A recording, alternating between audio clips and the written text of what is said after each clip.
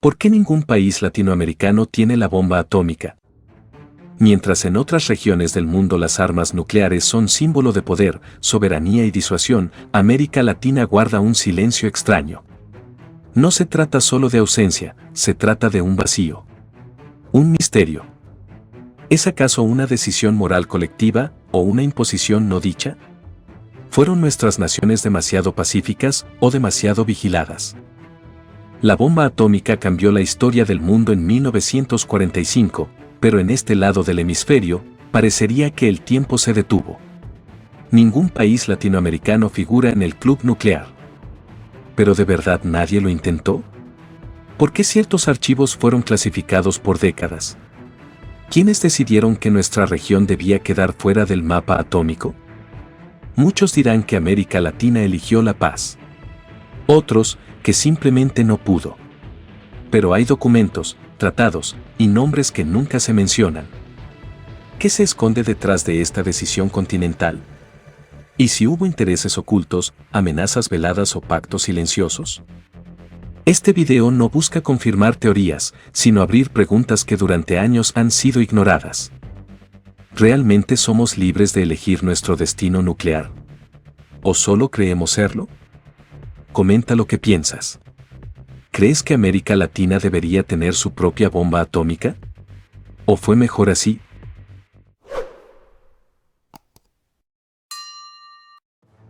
Pocos lo recuerdan, pero en los años 50 y 60, Argentina y Brasil comenzaron a explorar activamente la energía nuclear.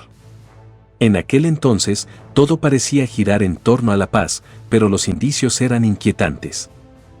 ¿Fue realmente con fines civiles o había una intención más profunda?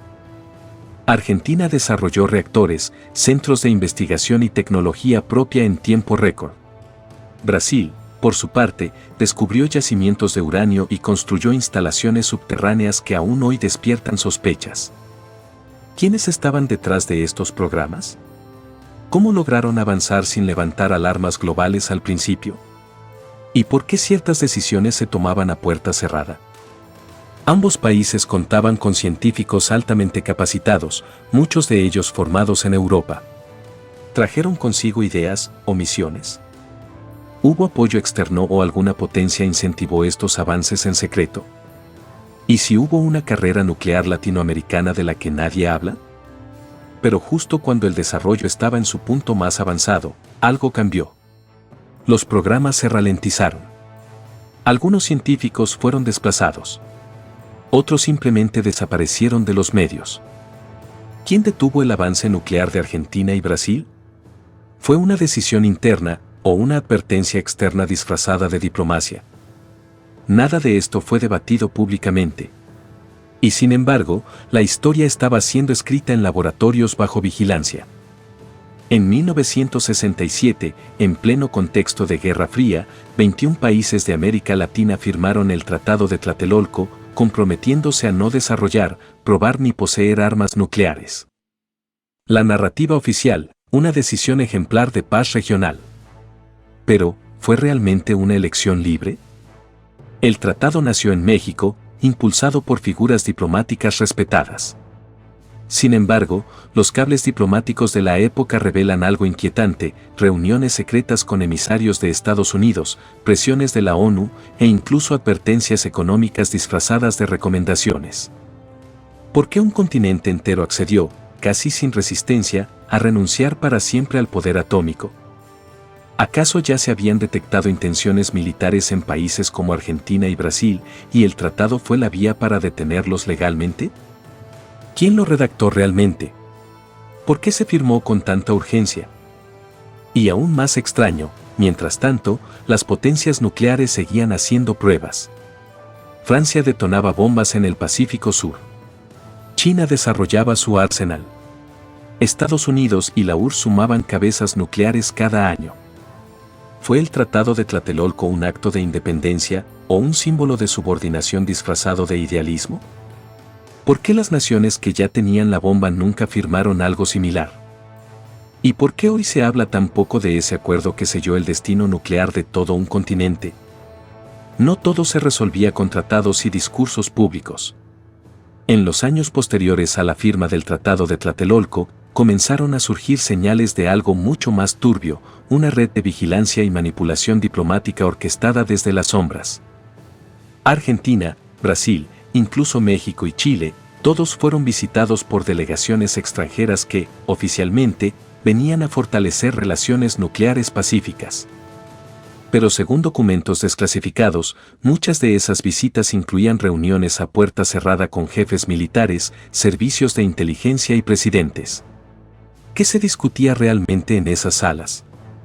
Un informe de la CIA revelado años después mencionaba que ciertos países sudamericanos estaban siendo evaluados por su comportamiento atómico y que se tomarían medidas si se desviaban de la política deseada. ¿A qué se referían exactamente con medidas?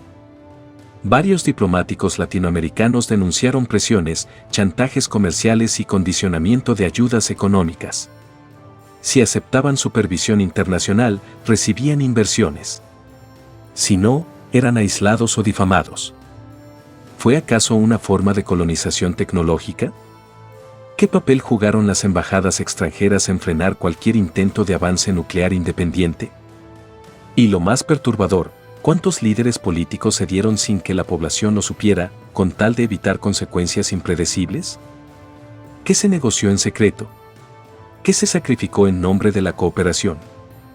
A finales de los años 70, en plena dictadura militar, Argentina alcanzó un nivel de desarrollo nuclear sorprendente. En silencio, construyó reactores, perfeccionó la tecnología de enriquecimiento de uranio y, según diversas fuentes, diseñó un proyecto con potencial militar. Su nombre clave, Proyecto Cóndor II. Oficialmente, era un desarrollo aeroespacial. Pero algunos científicos exiliados y documentos filtrados afirmaban otra cosa: el verdadero objetivo era fabricar un misil balístico capaz de transportar una cabeza nuclear. ¿Argentina estaba desarrollando su propia bomba atómica? El reactor secreto de Pilcanilleu, en la provincia de Río Negro, fue presentado como una planta piloto. Sin embargo, durante años, ningún organismo internacional pudo inspeccionarlo directamente. ¿Por qué tanto hermetismo? Lo más extraño ocurrió en 1983, cuando la dictadura cayó y regresó la democracia. Repentinamente, el gobierno anunció que abriría sus instalaciones al mundo. Estados Unidos celebró el gesto. ¿Pero fue una decisión soberana o una rendición encubierta? Se dice que Alemania e Israel estaban involucrados en el desarrollo inicial del programa. Luego, se retiraron discretamente. ¿Recibieron presiones? ¿Por qué se frenó un proyecto que, técnicamente, tenía todo para llegar hasta el final? ¿Qué vieron las agencias extranjeras que obligó a Argentina a detenerse? ¿Y cuántas piezas de ese programa siguen ocultas hasta hoy? Mientras Argentina desarrollaba reactores en la Patagonia, Brasil avanzaba en silencio por su propia ruta atómica. Durante la dictadura militar, el país lanzó lo que se conocería como el Programa Paralelo, un esfuerzo secreto, y no declarado, para dominar el ciclo completo del enriquecimiento de uranio y quizás algo más. En 1979 se construyó una instalación subterránea en Resende, en el estado de Río de Janeiro. Oficialmente era para investigación energética. Pero lo que alarmó a la comunidad internacional fue la negativa rotunda del gobierno brasileño a permitir inspecciones completas por parte del Organismo Internacional de Energía Atómica, OIEA. ¿Qué había allí que no querían mostrar? Documentos filtrados hablan de centrífugas avanzadas, pruebas de uranio enriquecido al 90% y vínculos con la Marina brasileña, interesada en desarrollar un submarino nuclear. Pero otros informes, menos difundidos, apuntaban a algo más: un diseño experimental de ojiva nuclear. ¿Realidad o paranoia internacional? La tensión creció tanto que, en 1988, un senador brasileño denunció públicamente que el país estaba más cerca de la bomba de lo que la gente imaginaba. Poco después, el laboratorio secreto de Aramar fue finalmente revelado, pero muchos detalles nunca se hicieron públicos. ¿Por qué el programa fue desmantelado sin debate popular? ¿Fue decisión soberana o se firmó un acuerdo silencioso con Estados Unidos? ¿Y por qué, décadas después, Brasil aún se niega a mostrar ciertas partes de su tecnología nuclear? ¿Hasta dónde llegó Brasil realmente? ¿Y qué precio pagó por renunciar? Mientras Argentina y Brasil jugaban su partida nuclear en silencio, otros países sudamericanos comenzaron a mirar con inquietud. Chile y Perú, históricamente enfrentados por conflictos fronterizos, no eran ajenos a esta tensión subterránea. En los años 80, informes reservados de inteligencia chilena mencionaban el riesgo de que la región entre en una carrera armamentista atómica no declarada. ¿Era paranoia o había señales reales? Chile, bajo la dictadura de Pinochet, desarrolló centros de investigación nuclear con ayuda internacional. Públicamente, todo era energía e investigación médica. Pero detrás del telón, ¿acaso hubo presiones para igualar el potencial argentino y brasileño? Perú, por su parte, firmó acuerdos nucleares con Rusia y Canadá. ¿Solo con fines energéticos? ¿O también hubo interés militar? Algunos analistas creen que los altos mandos peruanos estaban convencidos de que Chile podría obtener armamento nuclear y comenzaron a explorar rutas propias. ¿Hubo algún momento en que ambos países se prepararon para un escenario atómico? Lo cierto es que, en pocos años, los discursos oficiales cambiaron. Se promovió la hermandad latinoamericana, se impulsaron tratados multilaterales y se desactivaron proyectos antes de que alcanzaran madurez. ¿Fue una coincidencia o un control externo más amplio que solo afectó a Brasil y Argentina? ¿Por qué América Latina estuvo tan cerca de iniciar una carrera armamentista, pero nunca la inició? ¿Fue prudencia? ¿Sabiduría? ¿O intervención?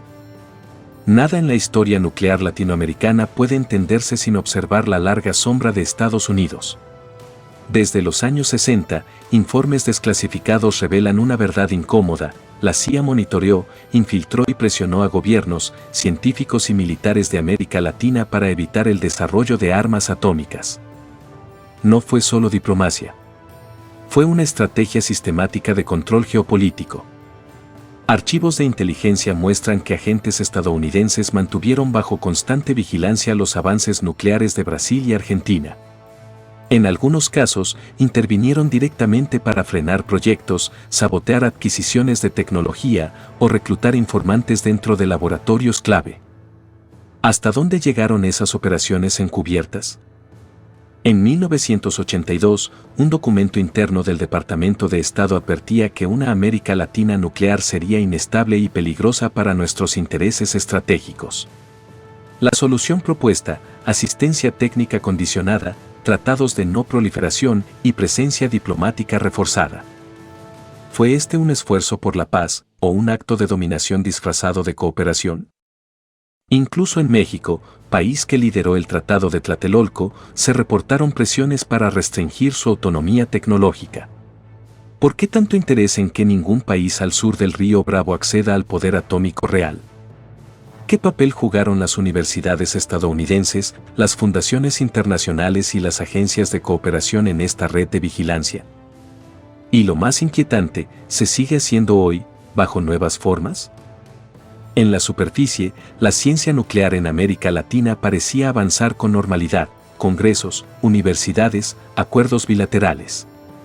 Pero en las sombras, los científicos nucleares eran vigilados, presionados e incluso silenciados.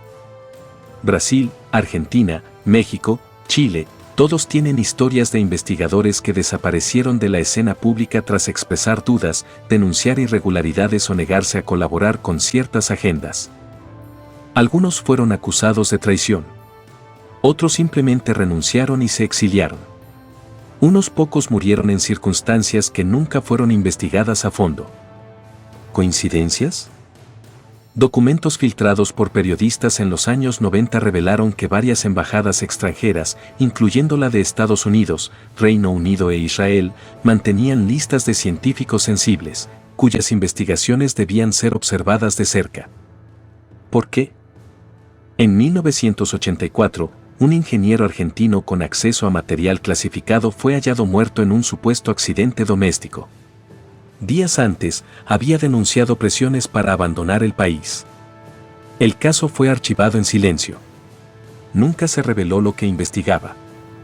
En Brasil, al menos 3 físicos nucleares de alto nivel cambiaron súbitamente de profesión.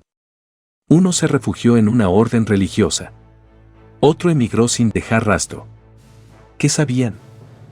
¿Por qué en América Latina tantos cerebros nucleares fueron silenciados o apartados? ¿Quién temía lo que podrían descubrir o construir? ¿Y cuántos secretos siguen enterrados junto a ellos? Durante los años 70 y 80, mientras los gobiernos latinoamericanos negociaban acuerdos nucleares y firmaban tratados, hubo quienes se atrevieron a levantar la voz. Científicos, activistas, estudiantes, periodistas, todos comenzaron a sospechar que algo no encajaba. ¿Qué se ocultaba tras los discursos de cooperación internacional? ¿Qué significaban realmente los acuerdos por la paz? Pero aquellos que intentaron hacer estas preguntas en voz alta pronto enfrentaron consecuencias. En Argentina, manifestaciones estudiantiles en contra del uso político de la ciencia fueron disueltas por la fuerza. Algunos líderes estudiantiles desaparecieron. En Brasil, periodistas que investigaban el llamado programa paralelo fueron censurados. Uno de ellos sufrió un accidente automovilístico sospechoso justo antes de publicar un informe clave. ¿Casualidad? En México, organizaciones civiles que pedían transparencia en los acuerdos con Estados Unidos fueron tildadas de antipatriotas y espiadas por sus propios gobiernos. ¿Quién dictaba las reglas del silencio? El miedo no venía solo de las dictaduras locales. Venía también de las potencias extranjeras, de los intereses multinacionales y de un sistema de vigilancia y censura que traspasaba fronteras. ¿Por qué tantas voces fueron calladas al hablar de energía nuclear? ¿Qué verdades fueron enterradas junto con los cuerpos y los expedientes? ¿Y qué pasaría si todas esas voces se escucharan hoy? ¿Qué perdió y qué ganó América Latina al decirle no a la bomba atómica? Desde 1967, la región se convirtió en la primera gran zona del mundo libre de armas nucleares por tratado. Un logro diplomático, al menos en apariencia. Pero detrás de esa decisión se tejió una historia más compleja, menos celebrada. Al renunciar a las armas nucleares, los países latinoamericanos cedieron también poder de negociación internacional. Mientras India, Pakistán, Corea del Norte e Israel, ninguno firmante del Tratado de No Proliferación, ganaban influencia estratégica, América Latina se volvía irrelevante en la mesa donde se definen las grandes decisiones globales. ¿Fue ingenuidad? ¿Idealismo? ¿O simplemente falta de opciones? Algunos dirán que renunciar a las armas evitó conflictos internos. Otros que fue la única salida posible frente a presiones económicas y políticas de grandes potencias. Pero hoy, el continente importa uranio mientras lo exporta en bruto. Compra tecnología que antes sabía fabricar. Y firma acuerdos que otros países simplemente ignoran. ¿Nos protegieron o nos desarmaron? ¿Quién se benefició realmente con esa renuncia? ¿Y si en algún momento uno de nuestros países necesitara la disuasión que da una bomba atómica? ¿Podríamos construirla o ya es demasiado tarde? América Latina no tiene armas nucleares. Pero, más allá de tratados y decisiones políticas, ¿realmente podría tenerlas si quisiera? Hoy en día, cualquier intento de desarrollo atómico militar en la región sería inmediatamente sancionado, aislado o incluso saboteado, sin importar el contexto. Y sin embargo, otros países, algunos con regímenes autoritarios, poseen arsenales sin haber firmado nada. ¿Por qué nosotros no? Hay quienes hablan de un techo invisible, una barrera no escrita que limita el alcance tecnológico y estratégico de las naciones del sur global. No figura en los tratados, pero se hace sentir en embargos, restricciones, inspecciones y presiones diplomáticas. ¿Quién decide qué país puede ser una potencia nuclear? ¿Es una cuestión de confianza o de control? Empresas de tecnología atómica se niegan a vender ciertos componentes a países latinoamericanos por razones de seguridad. Organismos internacionales duplican los controles en nuestras centrales mientras ignoran fallos en potencias atómicas. Y cuando algún país, como Brasil o Argentina, intenta avanzar por cuenta propia, surge de inmediato una preocupación global. ¿Preocupación o veto geoestratégico?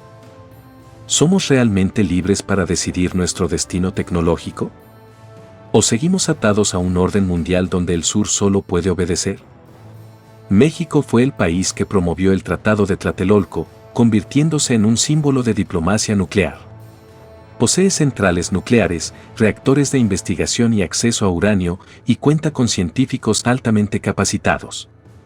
Pero a pesar de tenerlo casi todo, no tiene control pleno sobre su programa nuclear. ¿Por qué? Desde los años 70, México ha firmado múltiples acuerdos con Estados Unidos y organismos internacionales que limitan lo que puede desarrollar, construir o siquiera investigar. Cada componente nuclear, cada intercambio científico, está sujeto a aprobación externa. Incluso la planta de Laguna Verde, la más importante del país, depende tecnológicamente de empresas extranjeras. ¿Dónde quedó la soberanía energética? En 2007, un grupo de investigadores mexicanos denunció que ciertos avances en tecnología de enriquecimiento de uranio fueron archivados por motivos de seguridad internacional. Nadie explicó qué significaba eso. ¿Por qué un país con recursos, estabilidad y capacidad no puede aspirar a lo que otras naciones sí lograron? ¿Fue México quien eligió renunciar al poder nuclear o fue condicionado desde el principio? ¿Y qué implicaciones tiene esto hoy, cuando los conflictos energéticos y geopolíticos vuelven a dominar la agenda global?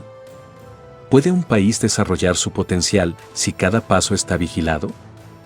Aunque América Latina no tiene armas nucleares, sí tiene uranio, talento científico y demanda energética.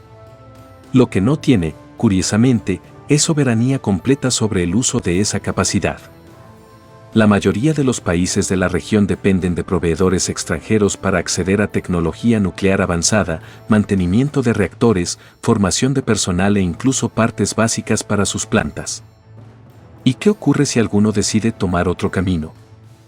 Sencillo, bloqueo, cancelación de contratos o sanciones técnicas disfrazadas de medidas administrativas.